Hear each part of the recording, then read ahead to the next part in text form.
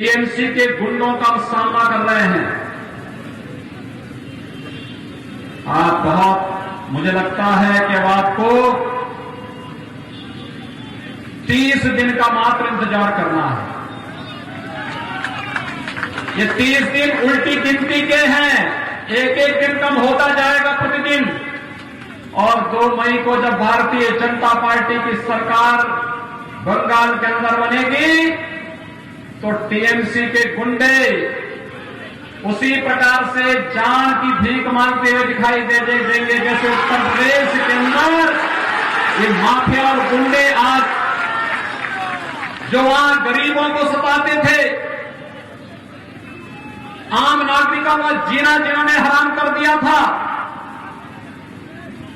मां बहनों की इज्जत पर जो लोग सेंध लगाने का दुस्साहसिक प्रयास करते थे और व्यापारिक प्रतिष्ठान और सार्वजनिक संपत्तियों पर जो लोग कब्जा करते थे, ठेके पट्टे जबरन हथियाते थे, कैसे आज भीगी बिल्ली बन करके दुम दबा करके उत्तर प्रदेश के अंदर जान की भीख मांगते हुए दिखाई दे रहे हैं, ऐसे ही टीएमसी के गुंडों का हाल भी बंगाल के अंदर होने वाला है। कानून के दायरे में ला करके इन सभी गुंडों को सजा दिलाने का कार्य होगा। चिंता करने की कोई आवश्यकता नहीं। आपने जो साहस दिखाया है भाजपा के पक्ष में, मैं इसके लिए सचमुच आप सभी का हृदय से अभिनंदन करता हूं, स्वागत करता हूं। और अभिनंदन तो इस बात का, मेरा एक कार्यक्रम स्थगित हो गया था। मुझे बताया गया कि टीएमसी के गुंडे रात भर घूमे हैं, धमकी दे दे करके कहें कि कोई सभा में जाएगा तो हम ये कर देंगे वो कर देंगे। तो फिर मैंने कहा कि अब तो फिर सभा में जाऊंगा ही, चाहे 2 ही लोग होंगे लेकिन जाऊंगा जरूर।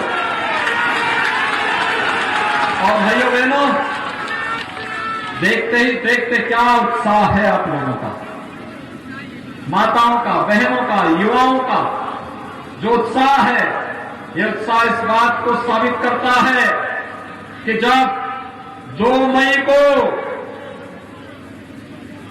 भाता विधानसभा क्षेत्र का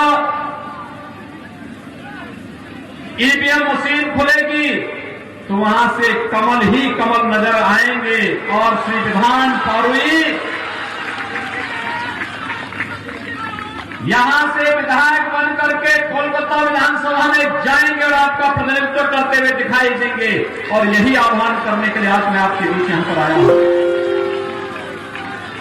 भाइयों बहनों, भाजपा बंगाल की आवश्यकता है।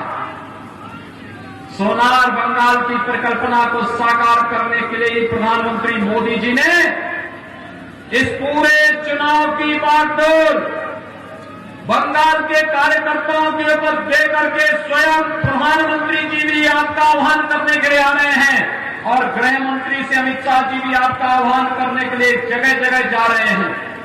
और मैं भी उत्तर प्रदेश से आपके बीच में इसीलिए उपस्थित हुआ हूं। आपने कम्युनिस्टों को 30 वर्ष दिए, आपने कांग्रेस को 50 वर्ष दिए, आपने 10 वर्ष टीएमसी को दिए, 5 वर्ष भाजपा को एक बार दीजिए। भाजपा बंगाल का कायाकल्प करके रख देगी, बंगाल के अंदर महिलाओं के खिलाफ होने वाले अत्याचार को समाप्त करेगी। भारतीय जनता पार्टी बंगाल के अंदर युवाओं को रोजगार देने का कार्य करेगी। भारतीय जनता पार्टी बंगाल के अंदर मां दुर्गा की पूजा करने पर, मां सरस्वती की पूजा करने पर जो लोग बाधा पैदा करने को नटाने का कार्य करेगी और इनके लिए जेल के दरवाजे खुले होंगे। आपकी आस्था के साथ खिलवाड़ करने का दुस्साहस कोई नहीं कर पाएगा।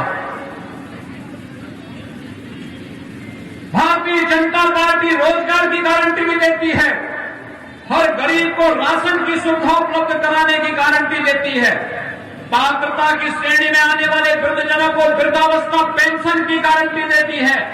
भारतीय जनता पार्टी की सरकार हर गरीब को सिर ढकने के लिए आवास उपलब्ध कराने की गारंटी भी देती है और हर किसान को किसान सम्मान निधि के साथ जोड़ने की गारंटी भी देती है। भारतीय जनता पार्टी हर एक गरीब को 5 लाख रुपए सालाना आयुष्मान भारत के अंदर स्वास्थ्य बीमा का कवर की गारंटी भी देती है। और भारतीय जनता पार्टी बंगाल के अंदर बंगाल के हर नागरिक की सुरक्षा और उनके सम्मान की गारंटी भी देती है। और इसीलिए तो हम आए हैं आपके पास में। कोरोना कालखंड में आपने देखा होगा प्रधानमंत्री मोदी जी ने हर गरीब को मुफ्त में राशन उपलब्ध करवाने का कार्य किया। जनधन अकाउंट धारी को 500 रुपए 3 महीने तक लगातार दिया। हर गरीब को रसोई गैस का सिलेंडर मुफ्त में 6 महीने तक उपलब्ध करवाने का कार्य किया। हर एक गरीब को वृद्धावस्था पेंशन, विधवा पेंशन, दिव्यांगजन पेंशन समय से उपलब्ध कराने और कुछ अतिरिक्त धनराशि भी उपलब्ध करवाने का कार्य किया। और कोरोना के व्यवस्थित प्रबंधन के साथ ही पूरे देश के अंदर आज मुफ्त में वैक्सीन लगाने का काम भी प्रधानमंत्री मोदी जी पूरे देश के अंदर कर रहे हैं। भाइयों बहनों, सेवा का जज्बा होना चाहिए और सेवा का जज्बा केवल और केवल भारतीय जनता पार्टी दिखा सकती है। भारतीय जनता पार्टी अपने संकल्प के साथ आज आपके बीच यहां पर उपस्थित हुई है। मैं तो आप सबसे ही कहना चाहूंगा, आपने देखा होगा भाजपा जो कहती है वो करके दिखाती है। हमने कश्मीर से धारा 370 को हटाया और यही नहीं, भारतीय जनता पार्टी ने अयोध्या में भगवान राम के भव्य मंदिर के निर्माण का जो आश्वासन दिया था, वो मंदिर के निर्माण का कार्य अयोध्या में प्रारंभ हो चुका है। अयोध्या में भगवान राम का भव्य मंदिर का निर्माण कार्य प्रारंभ हो चुका है। हम गरीब कल्याण का कार्य भी करेंगे। इंफ्रास्ट्रक्चर डेवलपमेंट के लिए highway, railway, airport, AIIMS, IIT, IIM, medical colleges की श्रृंखला भी खड़ा करेंगे और आस्था का सम्मान करने का कार्य भी करेंगे। बंगाल के अंदर कोई आपकी भावनाओं के साथ खिलवाड़ करने का दुस्साहस नहीं कर पाएगा। और जो गुंडे आज धमकी दे रहे हैं, यही गुंडे जान की भीख मांगते हुए फिरते हुए कहीं दिखाई देंगे, आपको कहीं नजर नहीं आएंगे। इनकी लूट खसोट बंद हो जाएगी। इनकी संपत्तियों को जब्त करके जनता में बंटवाने का काम भी कराया जाएगा। चिंता मत करिए, काम भी होगा। और यही आश्वासन देने के लिए आज हम सब आपके बीच आए हैं। ममता दीदी तो अपनी हार स्वीकार कर चुकी है। आपने देखा होगा आज जो कह रही हैं कि हम भाजपा का मुकाबला नहीं कर पाएंगे, कह दिया है ना उन्होंने।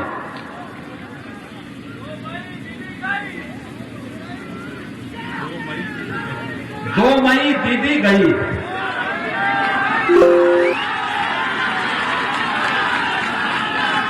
यही है, यही सच्चाई है बंगाल की। 2 मई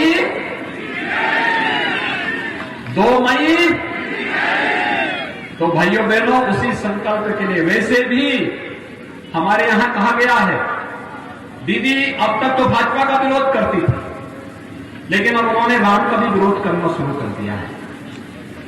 और हमारे यहां कहा गया है कि जाके प्रिय न राम वेदेही तजिए ताहि कोटि पैरी सम जद्दपि परम स्नेही। यानी जो राम का नहीं वो हमारे किसी काम का नहीं। जो माता सीता और भगवान राम का प्रिय नहीं, वह हमारा भले कितना ही प्रिय क्यों न हो, उसको छोड़ देना चाहिए। और जो राम का विरोध करता हो, उसके लिए कोई जगह बंगाल की धरती पर नहीं। यही आपका आह्वान करते हुए आप सबसे मैं अपील करूंगा, भारतीय जनता पार्टी के प्रत्याशी श्री विधान पारुई को कमल चुनाव चिन्ह पर आप वोट देंगे। दोनों हाथ ला करके मेरे साथ बोलेंगे, जय जय